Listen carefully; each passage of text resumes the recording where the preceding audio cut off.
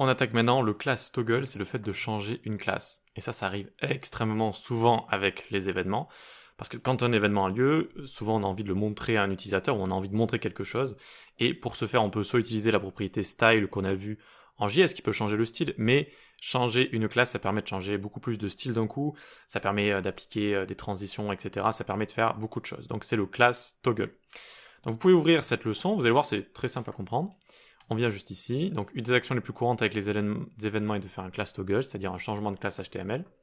Le fait de changer une classe permet tout simplement d'altérer le style d'un élément en question, c'est la porte ouverte à une infinité d'animations et d'interactions possibles. Donc on vient ici, se sélectionner const box est égal document.querySelector box, puis box.addEventListener click, et je vais toggle animation. Je vais exécuter la classe toggle animation à chaque fois que cet événement a lieu. Ok, donc qu'est-ce que je fais maintenant? Je vais faire e.target, donc la cible de l'événement, .ClassList. ClassList est une petite API qui est en fait juste un ensemble de méthodes pratiques avec les classes.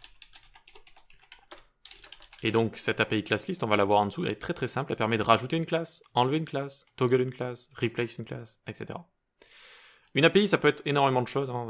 On peut avoir un type d'API qui permet d'aller rechercher des données sur le web, mais aussi une API, ça peut être simplement des méthodes. Hein. Simplement des méthodes pratiques qui vous sont exposées. Donc là, c'est juste la class list ici, un ensemble de méthodes pratiques. Voilà, c'est tout. C'est dispo sur tous les éléments du DOM. Donc ici, toggle, qu'est-ce que ça veut dire? Bien, c'est un mot qui n'a pas d'équivalent en français, dites-vous, et qui est très très pratique, notamment en développement, parce qu'on va souvent toggle quelque chose. Qu'est-ce que ça veut dire? Ça veut dire que si la classe active n'est pas présente, ça la rajoute. Si elle est présente, ça l'enlève. Si elle n'est pas présente, ça la rajoute, ça l'enlève, ça la rajoute, ça l'enlève. Un peu comme une sorte d'interrupteur, si vous voulez. Donc je clique, hop, et ça l'a rajouté. Et ça l'enlève. Et ça la rajoute. Donc on peut voir cette classe juste ici, qui est active, vous voyez. Donc attention au sélecteur, ici, il faut que ce soit collé. Quand c'est collé, ça veut dire quand un élément a à la fois cette classe et cette classe. Eh bien on change background color, on a appliqué une transition dessus, et voilà, donc ça permet d'avoir cette petite animation. Et ça, ce changement de classe ici, c'est extrêmement courant en JavaScript. Voilà. Ça permet de faire une animation, ça permet de faire une interaction, ça permet de cacher un élément, de montrer un élément, ça permet vraiment de faire plein de choses. Et c'est très simple, vous voyez, on a toggle juste là. Donc je vous ai mis en dessous les différentes méthodes de class list. Donc on a add aussi, on aurait pu juste la rajouter, donc ça aurait fonctionné qu'une seule fois du coup. Hop, je le rajoute, et du coup je peux cliquer autant de fois que je veux, ça ne va pas fonctionner. Je peux le remove si elle était déjà présente. Toggle, c'est ce qu'on a vu. Replace également, donc replace... Qu'est-ce qu'on pourrait mettre ici? Je ne sais pas, on va mettre non-active par active. Ok. Donc si on ouvre ici F12, Party Elements, et qu'on regarde ça, on voit box non-active, hop, ça l'a remplacé.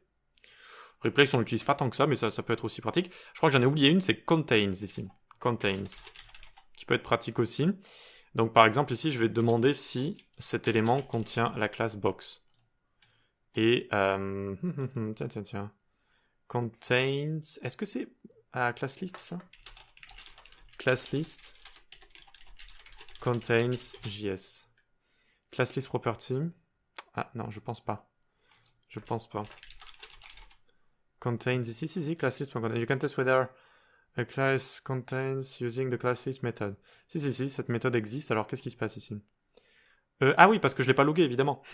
Cette méthode retourne true ou false, ça retourne un booléen en fonction de ça, donc c'est plutôt quelque chose qu'on teste comme ça. Voilà. Est-ce que la classe box est présente dans e.target? Et là on a bien false, false, false. Pourtant, elle est déjà présente. Ah oui, parce qu'ici, j'ai écrit .box et non pas box. Donc là aussi, vous faites attention à la typo. Ok? Donc, contains ici, vous pouvez le rajouter hein, si vous le voulez, juste là. Contains class. Voilà. Et donc là, on a bien true, vous voyez que ça fonctionne correctement. C'est un peu laborieux, mais c'est bon. Donc voilà, ClassList, c'est très pratique avec les classes. Hein. Je vous conseille donc de mémoriser ces petites méthodes ou juste de vous souvenir que dès que vous voulez faire quelque chose avec une classe, en général, ces méthodes vont être très utiles, notamment toggle, remove, ce genre de choses.